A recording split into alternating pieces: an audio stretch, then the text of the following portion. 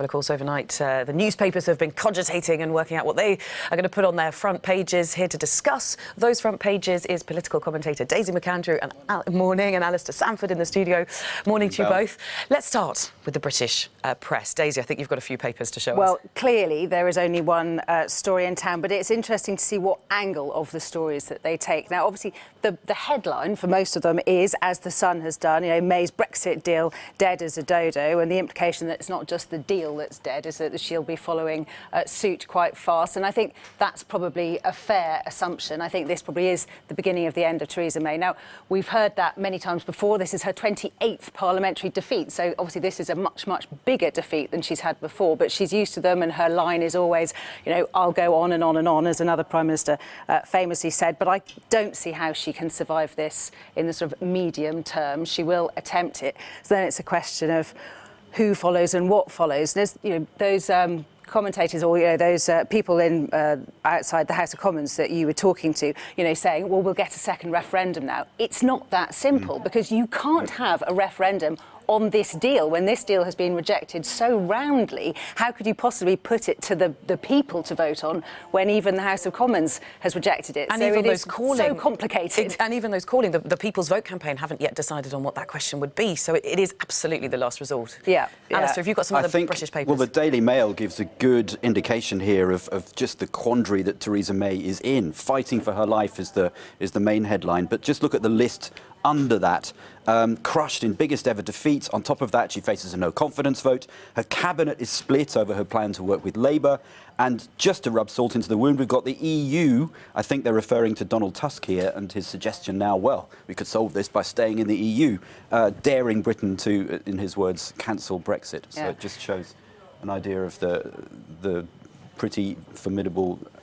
But it's interesting, if you think about what Donald Tusk said, and it was this sort of, if you dare stay. But can you imagine if we did just say, do you know what, we're just going to give up on the whole thing? What would our standing be? Next time we go to a meeting at Europe, a summit, we're going to be sitting in the corner because we're the ones that tried to leave but couldn't quite manage it and came back with our tail between our legs. It's not as easy. You can't just pretend that this last 2.5 years hasn't happened. So even that isn't an option. And many people last night saying, if it's not a second referendum, then we'll just be remaining.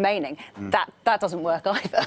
What about the financial press? I know there's a few other papers you want to show us. In fact, before that, possibly, we've got The Guardian, haven't we? The Guardian has a great photo, actually, just showing the MPs going through the lobby to make what is effectively certainly the most important vote that they will ever do, and also, arguably, the most important vote in the House of Commons, certainly for the last very naughty photo, this. You're not allowed to take photos in the lobby, but actually Twitter was full of MPs who'd obviously got so overexcited, never seen one lobby so overcrowded, and they were all tweeting saying they can't believe it. And in fact, I was looking at some of these pictures, and you can see here there's Boris Johnson in a no lobby and various Lib Dems, and to see all these enemies rubbing shoulders in the same lobby is quite an extraordinary picture. But I saw a picture of Graham Brady, who's the chairman of the 1922 committee, in the no lobby, and thought, if he's in that lobby, then she's in more trouble than we thought. Absolutely. Let's have a look at that. Just to pick up on that last, if you can see the Guardian again, I just wondered whether they're having a bit of a play with the picture there of the scream, but underneath you've got the headline about Theresa May, and I wondered whether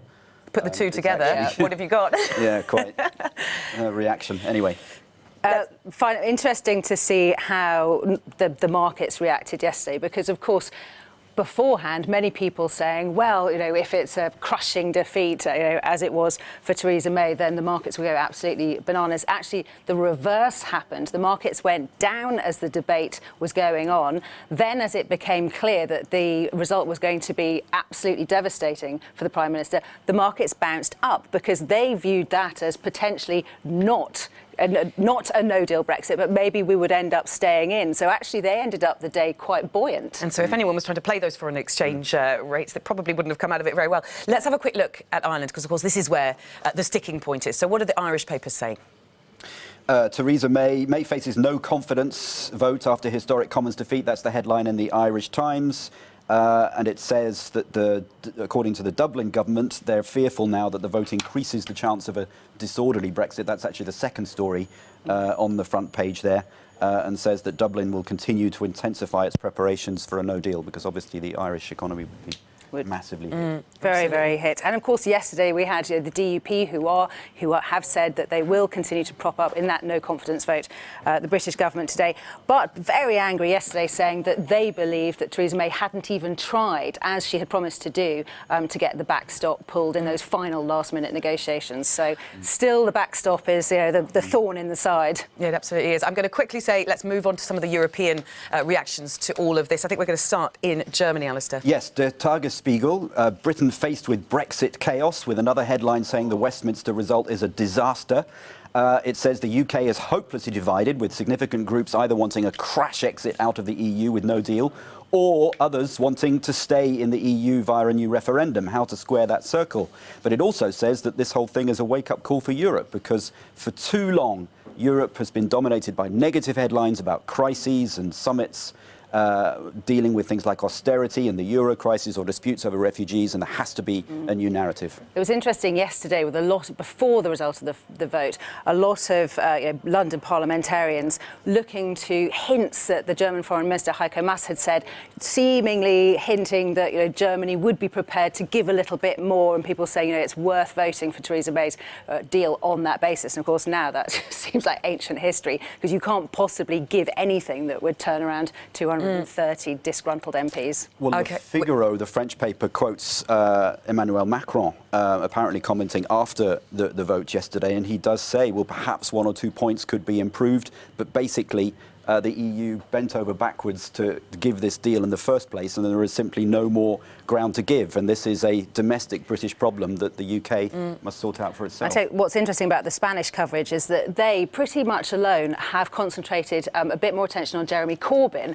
and have pointed out to their readers that he's not in a comfortable position at all. They're saying that his position on the second referendum, which we've heard so much about, is a mess and doesn't make sense. And really, I think it's very interesting of them to go on that line and say it's not just Theresa May who's in trouble. Exactly. I think a lot of Europeans thinking, actually, would it be any better with a Corbyn government? But perhaps not for them.